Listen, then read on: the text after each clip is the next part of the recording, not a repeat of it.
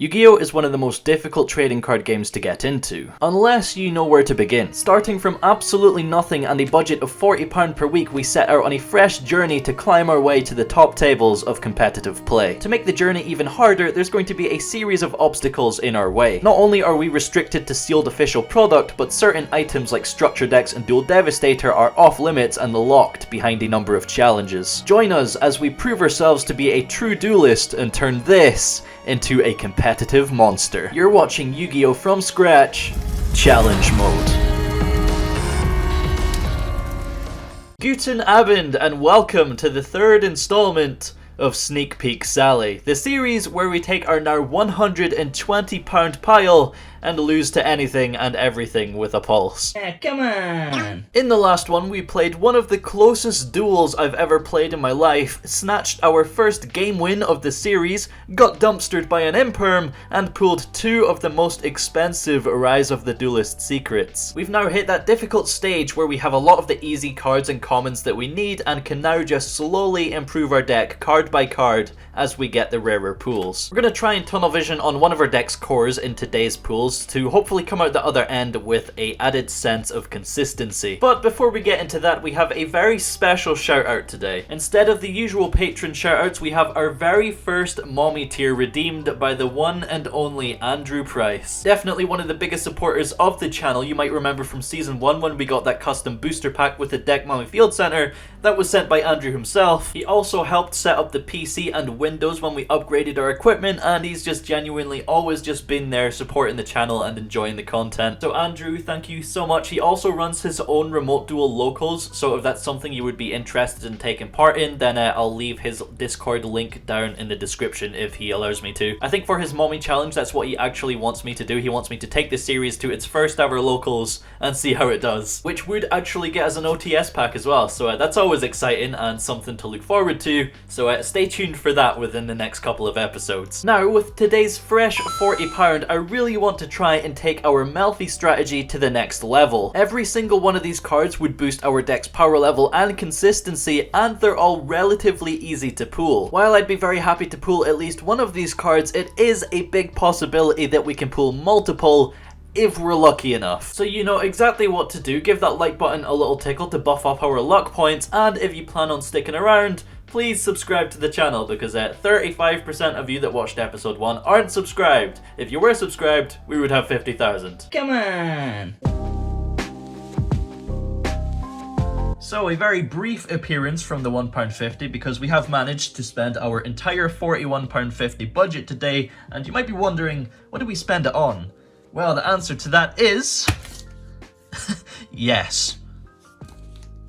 So here we have 3 packs of Battles of Legend Armageddon, 2 packs of Phantom Rage, 1 pack of Ignition Assault, and I believe 10 packs of Rise of the Duelist. The goal for today is to really round out our base strategy. So in here, we're looking for a Kalantosa and Obedience Schooled. In here, I mean, Alpha and Zeus would be really, really nice, but we really want Joyous Melffys, which is just a super.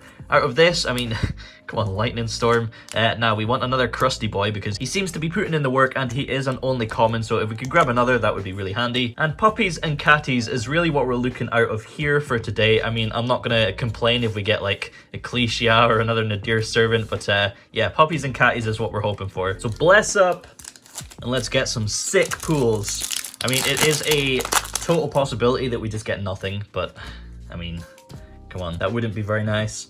Alright, so first pack, we have a Rabby, we have Thunderhand. I'm pretty sure we have most of the commons that we need now. We have another Vespacito, Melffy Pony, that's the first time we've actually had, oh, we got an Ultra. Artillery, Catapult, Turtle, level 4, probably not going to use that. But we got Melffy Pony, that's the first time we've had this common. We also have Linker Bell, Card Captors, Dice, and a Jackhammer. Damn, an Ultra right off the bat though. Alright, let's fix that with another pack of Rise of the Duelist. We have Galloping Gaia on his red hair. We have another Dogmatika Nexus. We might play a second, or, I mean, we could just search off Nadir, I guess, so, I don't know, maybe. Claptrap, Dogmatika Theo, that's our second one of them, and Infernoble Arms Joyeuse.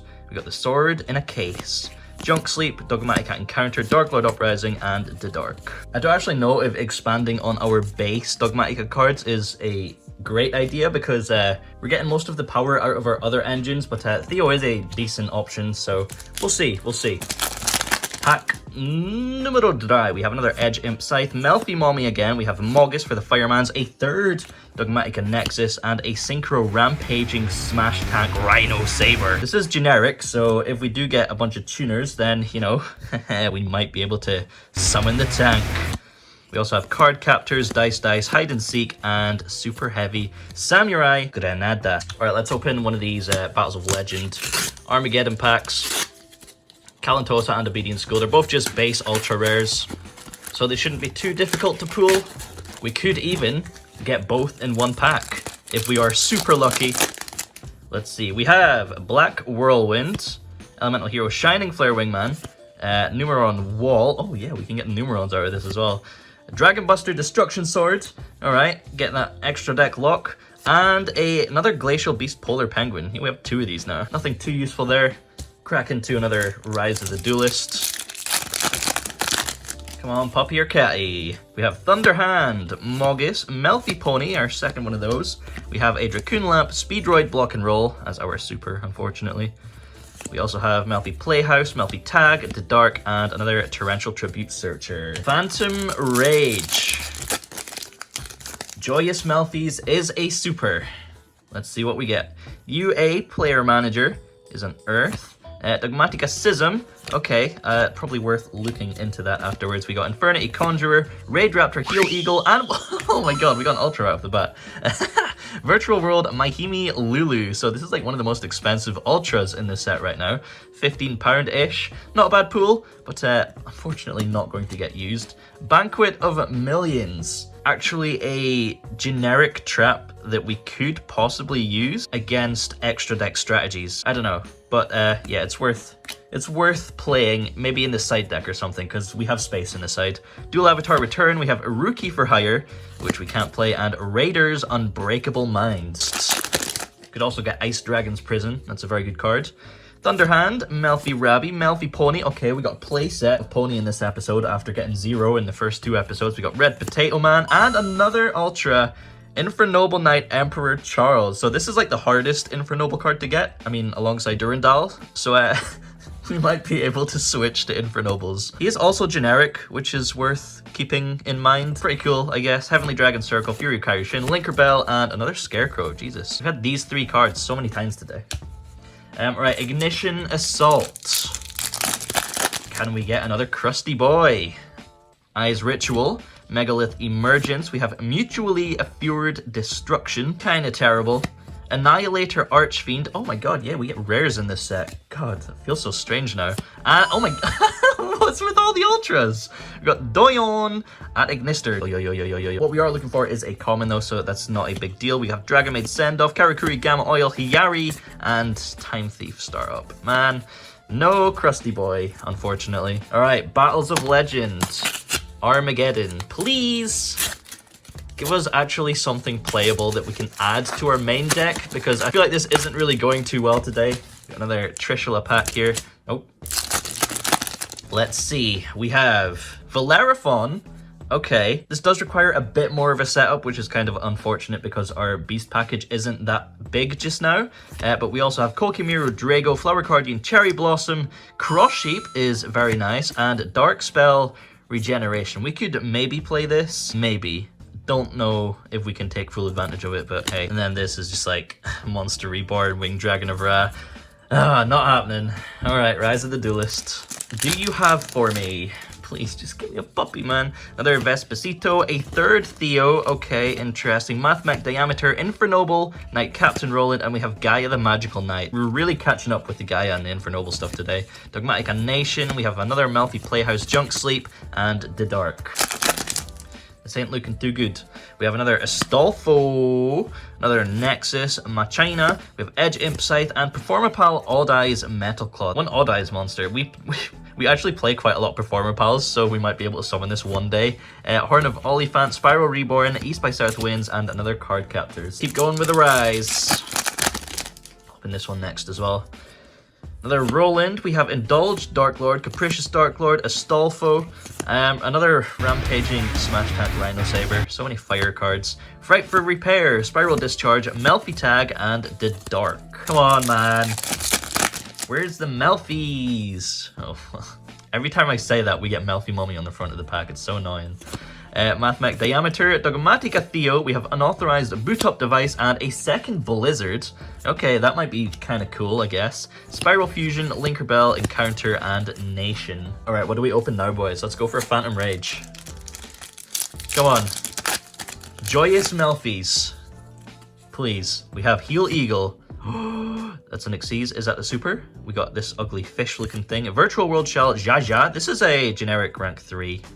I don't think we can summon that, actually. UA Libero Spiker, and this is a holo, I think. Ooh! Ooh! Ooh, we got another Ultra! Did we get 2 Ultras out of this set? I can't remember. Tri-Brigade, Ferajit, the Baron Blossom. We can actually summon this. It's also an Earth Beast. This can summon Kalantosa from hand, which would trigger it. Yeah, that's quite a nice pool, actually. Nice one. Mutant Blast, Jabbing Panda, we got Mike Tyson in the sea there, Mutant Fusion, and Xyz Import. We'd actually play this if we managed to get into the Dryden and then slap the Vespacito on top, so definitely going to be something worth considering in the future. Alright, Battles of Legend Armageddon, please do not disappoint. We want another Kalantosa, or Obedient Schooled, or Skull Knight, ooh, Chaos Emperor Dragon. Let's see what we got. We have another Chaos Neos, Neos Alias, Brotherhood of the Fire Fist, Lion Emperor, Appliancer Saltopus. Come on, man. We got number C92, Heart Earth, Chaos Dragon. Ah, useless pack. Absolutely useless pack. Come on. Save the episode with a puppy or a catty, please. We have Fluffal Dolphin, Cruel Whale, Melffy Pony again, Melffy Fenny, and Raid Raptor. Arsenal Falcon, along with Uprising, Dragon Circle, Jackhammer, and Hot Eclair. So probably not going to be a lot of changes going on today. We could swap a couple staples around. I really don't know if Melffy Pony is worth playing. I mean, I guess we could slap this on Theo to buff him up, and then when Theo gets destroyed, it's another way of sending Entis to the graveyard. Maybe, I guess. I don't know. We'll go figure it out. This is cool, though. Melffy Tri-Brigade. Zoodiac Tri-Brigade. All right. Buy the singles.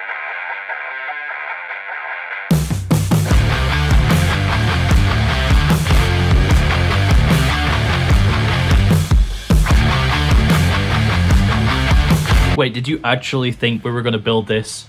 Come on, man. Have you read these? They do nothing. It's awful. Right, so like I said before, just a few changes to the deck today. You know, swapping some cards around and cutting some of the less useful ones, 3 of which are in the extra deck. So we are taking out today 1 Chaos Neos, 1 Sanafond, the Sky Prison, and 1 Melffy Mummy, because realistically, we can't summon any of these. We've taken out the 2 tribute summons, so this is impossible to summon now. Chaos Neos, obviously, we have better targets for punishment, and Melffy Mummy with our current Melffy package just isn't really happening. So it's better to take these out and replace them with cards that are a bit more playable, albeit situational. So going into the extra deck, we have our 3rd copy of Cruel Whale, you know, just in case we grind to the point where we need the 3rd. We're also putting in a Cross Sheep, which we can utilize, but not to its full potential just yet. It is definitely worth putting in though. And 1 Baron Blossom, because this does somewhat synergize with our Dogmatika plays. When it's sent to the graveyard, you can draw a card and place 1 card from your hand to the bottom of the deck, and also it can special summon a beast from your hand. So if we make this and then like special Kalantosa from the hand, for example, that's definitely a lot more playable than anything we have over here. Going on to the main deck, we're cutting quite a few cards because they're not really doing too much by themselves, and we do want to maximize the potential of every card in our deck. So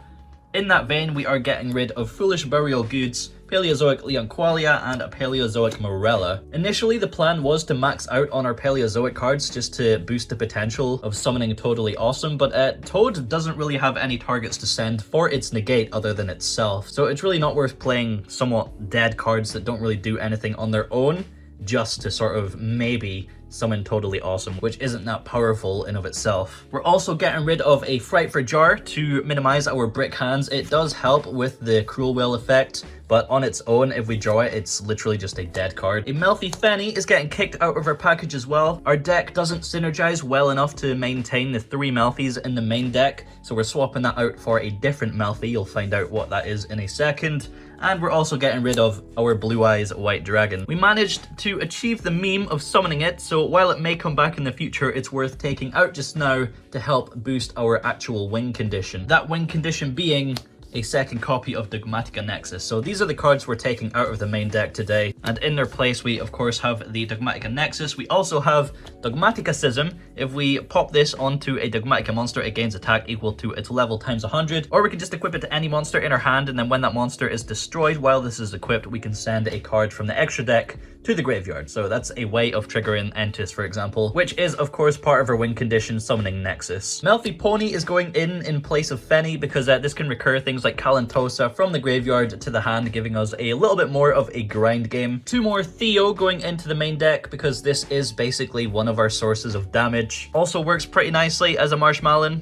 Can't be destroyed by battle with extra deck monsters, so having more of them isn't always a bad thing. And finally, we are putting in the Ret Time Reviver Emit-ter again, because in the last episode, we definitely missed this, having nothing to send off of the Krusty Boy. Now we do, so we'll see if that comes up. Moving on to the side deck, we do have some options going in here. We're putting in our second copy of Blizzard, a Numeron Wall, because it's like a battle fader, it just ends the battle phase when you take damage. Banquet of Millions for when we're going first against something like Dragon Link. We can just flip this and ruin their extra deck for a turn.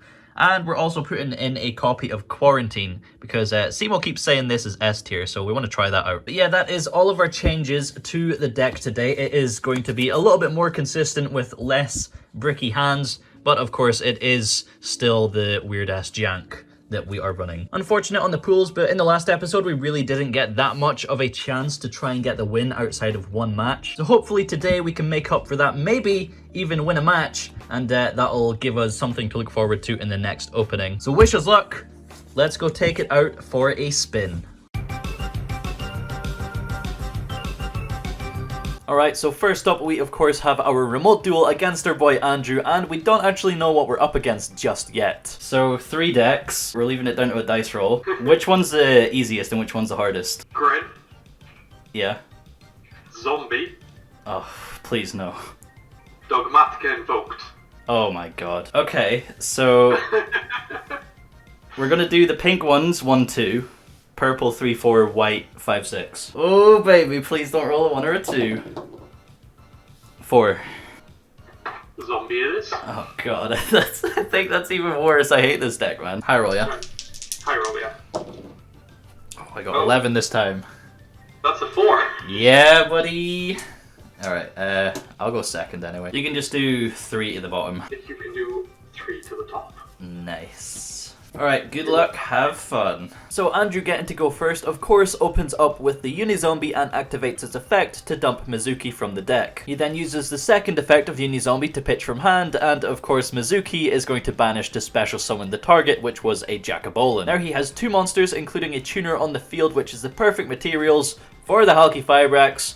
Unizombie is a good card, and I hate this deck. Oh yeah, and to make things even worse, they just happened to make Glow Up Bloom a tuner. Throw in a Zombie World to make Bloom summon from the deck, and things are looking pretty bleak already.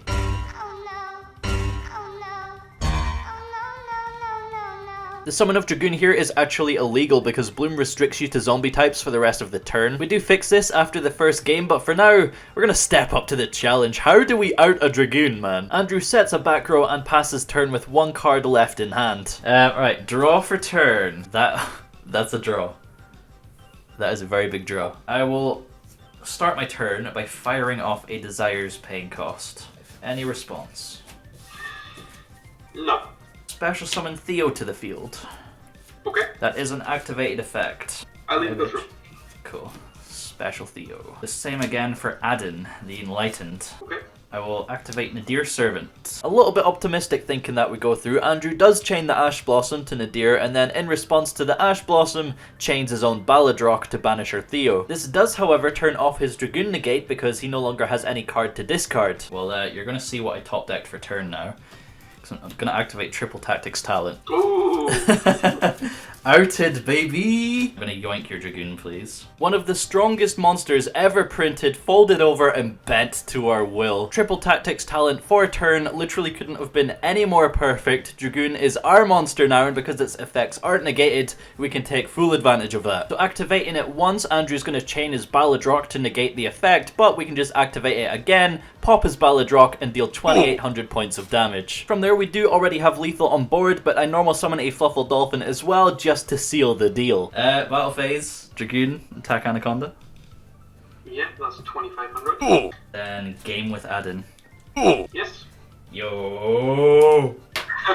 What oh my god, dude. Game 2, can we get lucky twice? You go first. We'll see how this goes. I'm going first, okay. Yeah. I shall normal summon Hanstandacoon and equip him with Dogmatikacism. Okay.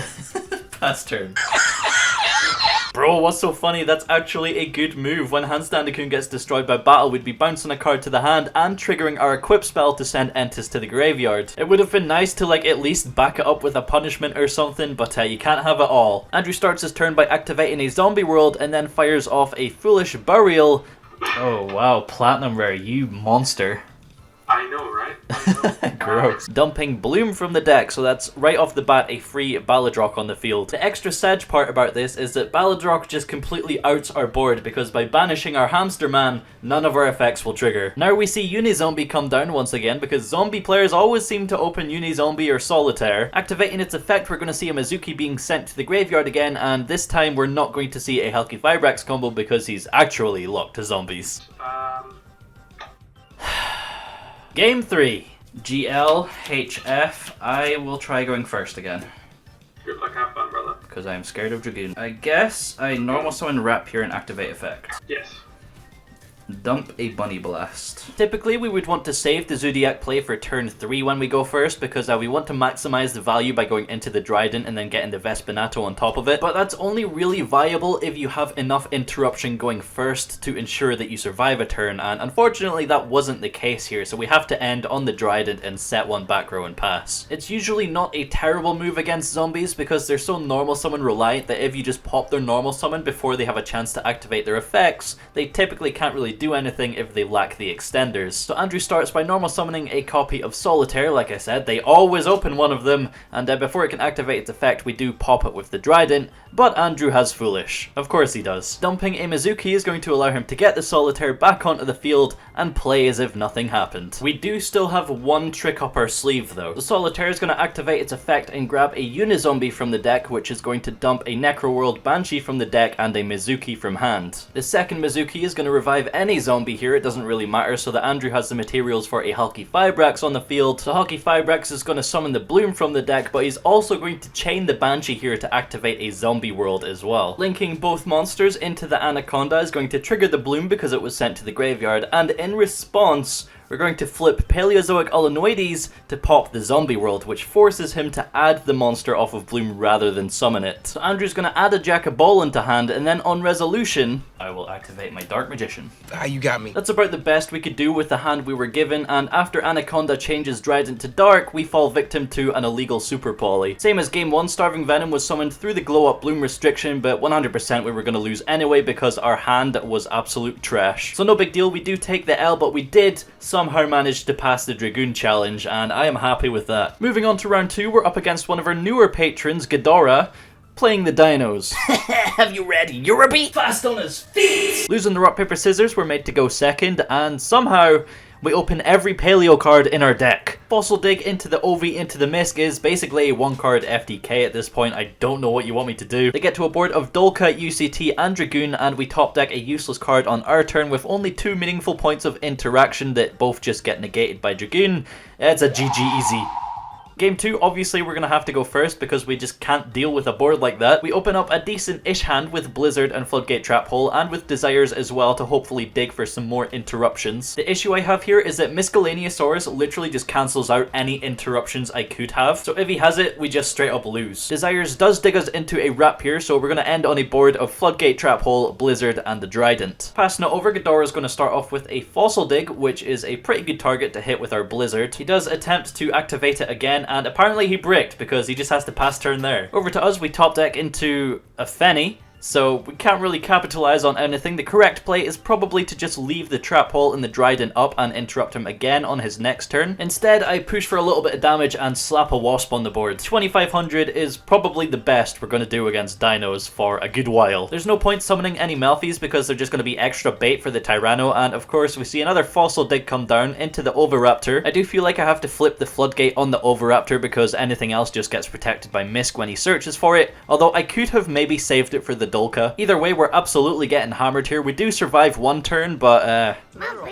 Round 3. In the last episode, we seen that the patrons were really trying to push their luck, trying to see what they could get away with resolving cards like Mekk-Knight Scars, while now they're trying to take that a step further by attempting to dumpster us with complete garbage. Here we have Noodle on Gimmick Puppets. We win the rock, paper, scissors and choose to go second. I'm not sure if it's the FTK or if it's just Gimmick Puppets, but our hand's not terrible anyway. Noodle starts off by activating a Numeron Wall, activating Network from the deck, so if he does go into the Zexal, I don't think that's too big of a deal. Punishment just sort of gets rid of it. Instead, we see an Allure of Darkness banish Scissor Arms, set 1 and pass, with no Network being activated whatsoever. So I really don't know what to think. We do top deck into a Fluffal Dolphin, which is going to be our main source of damage output right now. Setting our Blizzard and our punishment, we summon the Dolphin and crash into a Humpty Dumpty, which just falls and dies. So it's looking like we're in a pretty good position. We do have our options to control the game if we need to. If Noodle goes for yup double, we have the Blizzard to stop it, so no worries there. Set 1 and pass.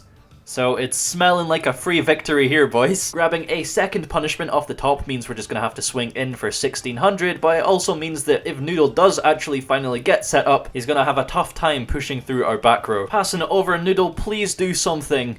Set 1 pass yet again. And we top deck into the Floodgate trap hole, so it's going to be another 1600. Passing it over, Noodle finally starts to do something by summoning a Buggy. This revives his Humpty Dumpty and allows him to get into a rank 4 where we just flip one of our punishments to destroy it and clear one of his back row with Ned Beats. Junk Puppet comes down to revive the rank 4, and then Perform Puppet is flipped and he passes turn. We top deck a Canadia, which is very good against Xyz decks, and then we flip our second punishment to clear his board. It was a very long game of us just having the answers to everything he could do as we slowly beat him down. So game 1 goes to us. Game 2, Noodle makes us go first, and we see the Bunnyblast with the punishment and the Theo. This is a pretty good hand for going first. So slapping it all onto the board, we essentially have 3 pops through Dryden and punishment, and then Theo as well as a backup. Imperm Cyclone is a very good way of dealing with this board. Just shuts us down completely, actually, and then he clears our board with this guy. Oh, you know what I'm saying. We do top deck a Desires for turn, which gets us to another punishment and a Hanstandacoon, but we're just so far behind at this point that even after removing 3 bodies, there's still just nothing that we can do, so we're going to a game 3. I shit you not, I misclicked to go first when I meant to go second, and our hand isn't that great either. Our first match win is really relying on this game, and it all comes down to whether or not Noodle can out a Marshmallow. He invests 4 of his cards to rank up into this thing, 3300 attack, pretty decent effect. Pretty cool, I guess, but our Theo stands strong. From there, Noodle sets 2 back row and passes turn to us,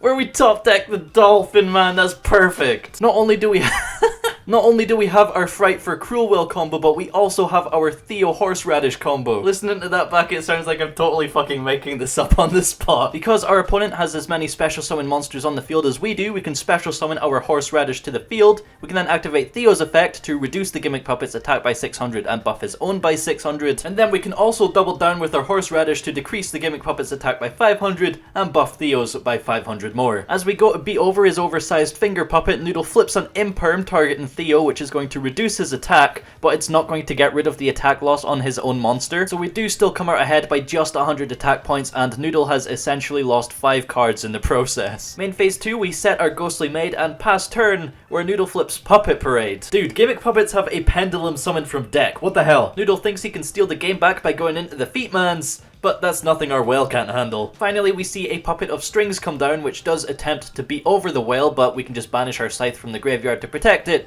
and his monster essentially has no impact whatsoever. So now we just need to get the damage in, and it does take a couple of turns, but we eventually get there and secure the first match win of the series. Hell yeah, only took 3 weeks as well. That was actually quicker than I expected it to be. And finally, for the final round here, we're up against Fazos Babos playing, British Turbo. I think think the goal was to summon Lord British Space Fighter and Turbo out a win with limiter removal and Honest. Doesn't really work out too well for him. He does end on a Zeus, but Nadir deals with that just by dumping Entis, and Punishment essentially just picks up the pieces, allowing us to take the win. Baron Blossom also got summoned, so that was pretty cool. Game 2, we open up double Punishment, and it honestly just puts in the work. We do get surprised with an Honest into limiter removal, but it's not quite an OTK. I then have to get creative with my limited life points to work around Platinum Gadget summon from the deck effect when it's destroyed, so we buff up our hamster to the point where we wouldn't die by suicide, bounce the Platinum Gadget back to the extra deck to cut off his floats, and take the match. So not only have we achieved our first series match win,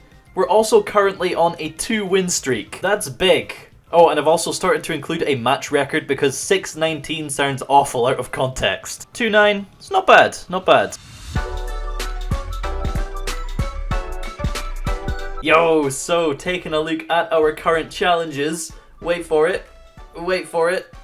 There we go, hell yeah. We have completed all of the tier 1 challenges in the first category and can now purchase one starter or structure deck. This has the potential to be a massive jump forward for our deck, and honestly with the mess that it is right now, I'm really not sure what the best option is to go for. I think the obvious choice is to go with a Shaddoll structure deck because we already have Shaddoll Schism, but right now we probably can't consistently make use of it, and a lot of the staples in the Shaddoll structure deck just don't really mesh well with our deck. So it might not actually be the most instantly beneficial option. I don't know, if you have any ideas then let me know in the comments. On the other hand, if we look at the challenges in the second category, the hardest one there is to get a 3-win streak, and miraculously we are currently on a 2-win streak. If we win the next match in the next episode, that is going to be so huge, and it all relies on the deck that we buy next week alongside our other pools. They need to be fire. Yeah, you're really going to want to watch the next episode, so make sure you are subscribed to the channel and have the bell notifications on so you can see exactly when it comes out. Please remember to like the video if you have enjoyed the last 30 minutes of content, and thank you so much for watching and making it this far as always. Things are starting to get super exciting and I am having so much fun with it. But yeah, hope you had a good Thanksgiving if that is something you do celebrate. Enjoy the rest of your evening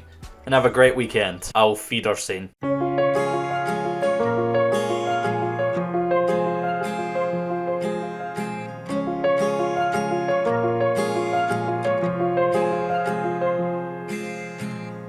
Gravel road, I've been asked to slow down. Fireplace, do you